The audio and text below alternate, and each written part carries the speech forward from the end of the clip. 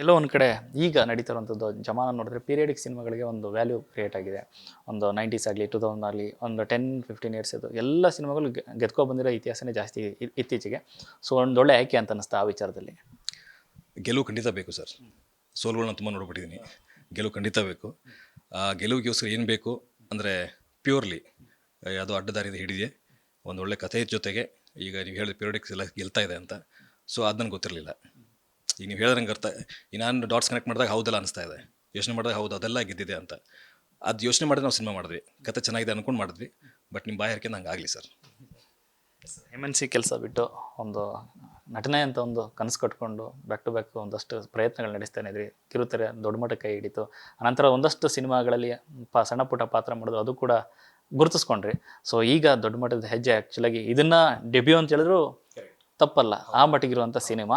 So ಖುಷಿ ಇದೆಯಾ? ತುಂಬ ಖುಷಿ ಇದೆ ಸರ್. ಎಂಟರ್ ಆಗಿದ್ದು ಜೂನಿಯರ್ ಆರ್ಟಿಸ್ಟ್ ಆಗಿ, ತುಂಬ ಸಿನಿಮಾಗಳಲ್ಲಿ ಜೂನಿಯರ್ ಆರ್ಟಿಸ್ಟ್ ಆಗಿ ಕೆಲಸ ಮಾಡಿದೆ. ಆಮೇಲೆ ಚಿಕ್ಕ ಪುಟ್ಟ ಹೀರೋ ಹಿಂದೆ ಓಡಾಡೋ ಪಾತ್ರಗಳು ಆ ಥರದ್ದೆಲ್ಲ ಒಂದಿಷ್ಟು ಸಿನಿಮಾಗಳು ಮಾಡಿದೆ. ಕೆಲವೊಂದು ಸಿನಿಮಾಗಳಿಗೆ ಹೀರೋಗೆ ಡೂಪ್ ಆಗಿದ್ದೆ. ತುಂಬ ಸಿನಿಮಾಗಳಿಗೆ ಹೀರೋ ಡೂಪ್ ಆಗಿದ್ದೆ. ಯಾವುದೊಂದು ನೀರಲ್ಲಿ ಏನೋ ಒಂದು ಸೀನ್ ಇತ್ತು, ಹೀರೋ ಸ್ವಿಮ್ಮಿಂಗ್ ಬರಲ್ಲ ಅಂದ್ಬಿಟ್ಟು ನೀನು ಬಾ ಡೂಪ್ ಆಗೋ ನನಗದು ಮಾಡಿಸಿದ್ರು. ಈ ಥರ ಒಂದಿಷ್ಟೆಲ್ಲ ಮಾಡ್ಕೊಂಡು ಬಂದು ಆ ಥರ ಜರ್ನಿ ಸ್ಟಾರ್ಟ್ ಮಾಡ್ಕೊಂಡು, ಯಾಕಂದರೆ ಯಾರು ಗಾಡ್ ಫಾದರ್ ಇಲ್ಲ, ಔಟ್ಸೈಡರ್ ಅಂತ ಬಂದು ನೀವು ಸ್ಕ್ರ್ಯಾಚನ್ನು ಸ್ಟಾರ್ಟ್ ಮಾಡಿ ಇಲ್ಲಿ ಬಂದು ನಿಲ್ಲೋದಿದೆಯಲ್ಲ, ಅದು ಒಂಥರ ಚಾಲೆಂಜೇ ಅದು. ಸೊ ಇಲ್ಲಿ ಬಂದು ನಿಂತ್ಕೊಂಡ್ರೆ ನಂಗೆ ತುಂಬ ಖುಷಿ ಇದೆ. ಆಮೇಲೆ ಅದು ಯಾವುದು ಬೇಜಾರಿಲ್ಲ ನನಗೆ. ಜೂನಿಯರ್ ಆರ್ಟಿಸ್ಟಾಗಿ ಮಾಡಿದ್ದೆ, ಡೂಪ್ ಹಾಕೊಂಡ್ರು, ಅದು ಇದು ಯಾವುದು ಬೇಜಾರಿಲ್ಲ. ಅದೆಲ್ಲದರ ಎಕ್ಸ್ಪೀರಿಯನ್ಸ್ ನನಗೆ ಇವತ್ತು ಖುಷಿ ಕೊಡ್ತಾ ಇದೆ. ಇಲ್ಲಿ ಈ ಮಟ್ಟಕ್ಕೆ ಬಂದು ನಿಂತ್ಕೊಂಡಾಗ ಅದೆಲ್ಲ ನೋಡಿದಾಗ ಇದನ್ನು ಅನುಭವಿಸೋಕ್ಕೆ ನನಗೆ ಗೊತ್ತಾಗ್ತಿದೆ ಡಿಫ್ರೆನ್ಸ್ ಏನು ಅಂತ ಇವಾಗ ನಂಗೆ ಗೊತ್ತಾಗ್ತಿದೆ ಅದು. ಸೊ ಆ ನಿಟ್ಟಿನಲ್ಲಿ ನೋಡಿದಾಗ ಇದು ನೀವು ಹೇಳಿದಾಗ ಇದು ನಂಗೆ ಲಾಂಚೇ ಇದು. ತುಂಬ ಅಪ್ರಿಸಿಯೇಷನ್ ಆಗಿರ್ಬೋದು, ಅದೆಲ್ಲವೂ ಸಿಗ್ತಾ ಇದೆ. ತುಂಬ ಖುಷಿಯಾಗಿದ್ದೀನಿ ಸರ್.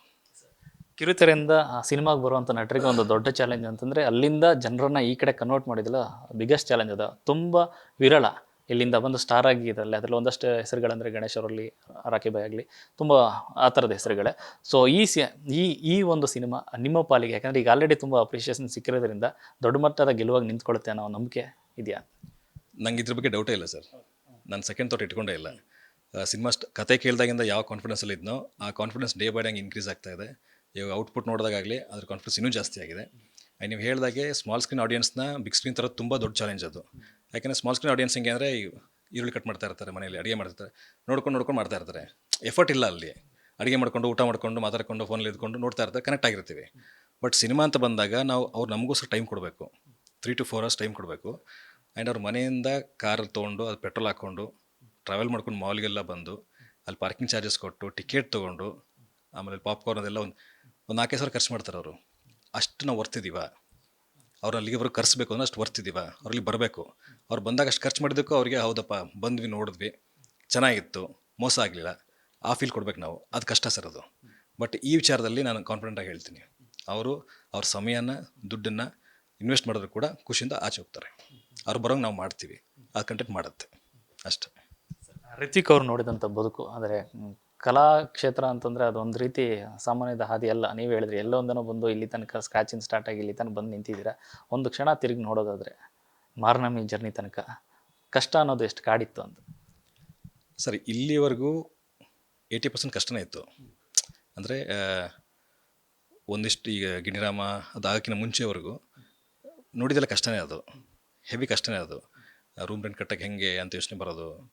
ಆಮೇಲೆ ನನ್ನ ಆ್ಯಕ್ಟ್ರು ವರ್ಕೌಟ್ ಮಾಡಬೇಕು, ಜಿಮ್ಗೆ ಹೋಗ್ಬೇಕು, ಚೆನ್ನಾಗಿ ತಿನ್ನಬೇಕು, ದುಡ್ಡಿಲ್ಲಿದೆ ಇಲ್ಲ, ಏನು ಮಾಡಬೇಕು, ಈ ಥರ ಪ್ರಶ್ನೆಗಳು ಯಾವಾಗಲೂ ಕಾಡ್ತಾಯಿತ್ತು ನನ್ನ. ಬಟ್ ನನಗೆ ಇದನ್ನು ಬಿಟ್ಟು ಬೇರೆ ಮಾಡೋಕ್ಕೆ ನನಗೆ ಹೋಗಲ್ಲ ಅದು. ಅಂದರೆ ಚಿಕ್ಕ ಹುಡುಗ ಇದ್ದಾಗ ನಾನು ಆ್ಯಕ್ಟರ್ ಆಗಬೇಕು, ಹೀರೋ ಆಗಬೇಕು ಅಂತ ಬಂದವನು ಸಡನ್ನಾಗಿ ಯಾವುದೋ ಒಂದು ಏನು ಕೆಲಸ ಸಿಗ್ತಿಲ್ಲ ಅನ್ನೋ ಕಾರಣಕ್ಕೂ ಸೀರಿಯಲ್ ಮಾಡಬಾರ್ದು ಡಿಸೈಡ್ ಮಾಡಿದ್ದೆ. ಆವಾಗ ಅದು ಸ್ವಲ್ಪ ಜಾಸ್ತಿ ನನಗೆ ರಿಸ್ಕ್ ಆಯಿತು. ಇನ್ಕಮ್ ಇರಲಿಲ್ಲ, ಸಿನಿಮಾಗಳು ಅಷ್ಟು ಬೇಗ ಸಿಗೋಲ್ಲ. ಸಿನಿಮಾಕ್ಕೆ ತುಂಬ ಪೇಷನ್ಸ್ ಬೇಕು, ರಾತ್ರಿ ಆಗೋಕ್ಕಾಗಲ್ಲ. ಈಗ ಒಂದು 10-12 ವರ್ಷ ಆಯ್ತು ನಾನು. ಇವಾಗ ಒಂದು ಇಷ್ಟು ವರ್ಷ ಆದಮೇಲೆ ಇಷ್ಟು ಸಿನಿಮಾ ಮಾಡಿ ಫ್ಲಾಪ್ಗಳೆಲ್ಲ ಆಗಿ ಇಷ್ಟು ಸೀರಿಯಲ್ಗಳು ಮಾಡಿ ಇಷ್ಟು ವರ್ಷದ ಕೆಲಸ ಮಾಡಿದ್ದಕ್ಕೆ ಇವಾಗ ಒಂದು ಲಾಂಚ್ ಥರ ಬಂದಿದೆ ನನಗೆ. ಅಂದರೆ ಒಂದು 10 ವರ್ಷದ ಅನುಭವ ಇದೆಲ್ಲ ಸೇರಿ ಇವಾಗ ಬಂದಿರೋದು. ಸೊ ಪೇಷನ್ಸ್ ತುಂಬ ಬೇಕು. ಆ ಪೇನ್ ಇತ್ತು ಸರ್. ಆ ಪೇನ್ ಯಾವತ್ತೂ ಹೆದರಲಿಲ್ಲ. ನನ್ನ ತಲೆಯಲ್ಲಿ ನನಗೆ ₹1 ಇಲ್ಲದೇ ಇದ್ದಾಗಲೂ ನನಗೆ ಯಾವಾಗಲೂ ತಲೆಗಿದ್ದು ನಾನು ಹೀರೋ, ಅದೇ ಥಾಟಲ್ಲೇ ಇದ್ದೆ ನಾನು. ದುಡ್ಡು ಇದ್ದರೂ ಅಷ್ಟೇ, ಇಲ್ಲದೇ ಇದ್ದರೂ ಅಷ್ಟೇ, ನನ್ನ ತಲೆ ಅದೇ ಇತ್ತು. ಸೊ ನಾನು ಏನು ಸ್ಟ್ರಾಂಗ್ ಮೈಂಡಿಂದ ಬಂದೆ, ಅದು ಒಂದೊಂದು ಸ್ಟೆಪ್ ಮೇಲೆ ಬರ್ತಾ ಇದ್ದೀನಿ. ಅದು ನಡೀತಾ ಇದೆ, ಚೆನ್ನಾಗಿ ನಡೀತಾ ಇದೆ ಈಗ. ಸೀರಿಯಲಿಂದ ಸ್ವಲ್ಪ ದೂರ ಆಗ್ತಾರೆ ಅಥವಾ ಕಂಟಿನ್ಯೂ ಆಗ್ತಾ ಇರುತ್ತೆ ಅದು ಅಂತ? ಸದ್ಯಕ್ಕೆ ನಡೀತಾ ಇದೆ ಸರ್, ನಿನಗಾಗಿ ನಡೀತಾ ಇದೆ, ಚೆನ್ನಾಗಿ ಹೋಗ್ತಾ ಇದೆ, ಎಲ್ರಿಗೂ ಇಷ್ಟ ಆಗ್ತಿದೆ ಕೂಡ ಅದು. ಸೊ ಹೋಗಲಿ, ಅದೆಷ್ಟು ದಿವಸ ಹೋಗುತ್ತೆ ಹೋಗಲಿ ಅಂತ ಅದ್ರ ಬಗ್ಗೆ ಏನು ಥಿಂಕ್ ಮಾಡಿಲ್ಲ ಇದುವರೆಗೂ, ನಡೀಲಿ ಅಂತ ಅಷ್ಟೇ. ಇನ್ನು ಮಾರ್ನವಿ ಟೀಸರ್ಗೆ ನಿಮಗೆ ಸಿಗ್ತಾ ಬೆಸ್ಟ್ ರಿಪೋರ್ಟು ರಿವ್ಯೂ ಯಾವುದು ಅಂತ? ಎಲ್ಲರೂ ತುಂಬ ಪಾಸಿಟಿವ್ ಆಗಿ ನೀವು ಹೇಳಿದ್ರಲ್ಲ, ಇಂಡಸ್ಟ್ರಿ ಆಗಿರಬಹುದು ಎಲ್ಲ ಕಡೆ ತುಂಬ ಪಾಸಿಟಿವ್ ಆಗಿದೆ ಅಂತ ಎಲ್ಲರೂ ಹಂಗೆ ಹೇಳಿದ್ರು. ನನ್ನ ಫ್ರೆಂಡ್ ರಿಷಿ ಅವತ್ತು ಸ್ಟೇಜಲ್ಲಿ ಹೇಳ್ದೆ, ಒಬ್ಬ ಕನ್ನಡ ಇಂಡಸ್ಟ್ರಿಲಿ ದೊಡ್ಡ ಸ್ಟಾರ್ ಆಗೋದಕ್ಕೆ ಬೇಕಾದಂಥ ಎಲ್ಲ dedication, hard work and talent ಅವನಲ್ಲಿದೆ, ಅದಿಲ್ಲಿ ಕಾಣಿಸ್ತಾ ಇದೆ, ಅದು ಆಗ್ತಾನೆ ಅಂತ ಹೇಳ್ದೆ. ಅದು ನಂಗೆ ತುಂಬ ಖುಷಿ ಕೊಡ್ತು. ಆ್ಯಂಡ್ ಅವನನ್ನು ತುಂಬ ಹತ್ತಿರದಿಂದ ನೋಡಿದ್ದಾನೆ. ನಾವಿಬ್ಬರು ಜರ್ನಿ ಜೊತೆ ಸ್ಟಾರ್ಟ್ ಮಾಡಿದ್ವಿ. ಅನುರೂಪ ಸೀರಿಯಲ್ದು ನಾನು ರಿಷಿ ಜೊತೆ ಸ್ಟಾರ್ಟ್ ಮಾಡಿದ್ವಿ. ಅದೇ ಅವ್ನು ಹೇಳ್ದೆ, ಅವ್ನು ಸ್ವಲ್ಪ ಲೇಟ್ ಆದ ಅಂತಂದ. ಯಾಕಂದ್ರೆ ಅದು ಆದ ತಕ್ಷಣ ಅವನಿಗೆ ಅಲ್ಮೇಲಮ್ಮ ಸಿಕ್ತು, ಅವನು ಕ್ಲಿಕ್ ಆಯಿತು, ಹೋಯಿತು. ನಂದು ಅದಾದ ತಕ್ಷಣ 2 ವರ್ಷಗಳು ಅಂತ ಮಾಡಿದೆ, ಫ್ಲಾಪ್ ಆಯಿತು. ಸೊ ನಂದು ಅಲ್ಲೇ ಡ್ರಾಪ್ ಆಯಿತು, ಒಂದು ರೈಸ್ ಆಯಿತು. ಸೊ ಅವ್ನ ಜರ್ನಿ ನನಗೆ ಗೊತ್ತು, ನನ್ನ ಜರ್ನಿ ಅವನಿಗೆ ಗೊತ್ತು, ಹತ್ತಿರದಲ್ಲಿ ನೋಡಿದ್ವಲ್ಲ. ಸೊ ಅವ್ನು ನೋಡ್ತಾ ಬಂದಿದ್ದ 10 ವರ್ಷದಿಂದ ನಾನು ನೋಡ್ಕೊಂಬಂದ ಅವನು. ಇವಾಗ ಅವ್ನಿಗೆ ಫೀಲ್ ಆಗಿದೆ ಅದು, ಈ ಸಲ ಏನೋ ಮಾಡ್ತಾನೆ ಇವನು ಅಂತ. ಸೊ ಅವ್ನ ಮಾತು ನಂಗೆ ತುಂಬ ಖುಷಿ ಕೊಡ್ತಾ ಆ್ಯಂಡ್ ಪ್ರೌಡ್ ಅನ್ನಿಸ್ತು. Thank you sir, all the best, ಒಳ್ಳೇದಾಗಲಿ. ಇದು ಚಿಕ್ಕದೊಂದು ತುಣುಕಷ್ಟೇ, ಇದರಿಂದನೇ ಒಂದು ಪಾಸಿಟಿವ್ ವೈಬ್ ಸಿಕ್ಕಿದೆ. ಸೊ ನಿಮ್ಮ ಲೈಫಲ್ಲಿ ಮಾರ್ನಮಿ ಅಂತಂದು ದಸರಾ ಅಂತಾರೆ, ಆ ಥರ ಸ್ಟಾರ್ಟ್ ಆಗಲಿ, ನಿಮ್ಮ ಲೈಫಲ್ಲೂ ಕೂಡ ದೊಡ್ಡ ಸಕ್ಸಸ್ ಆಗಲಿ. Thank you so much. Thank you.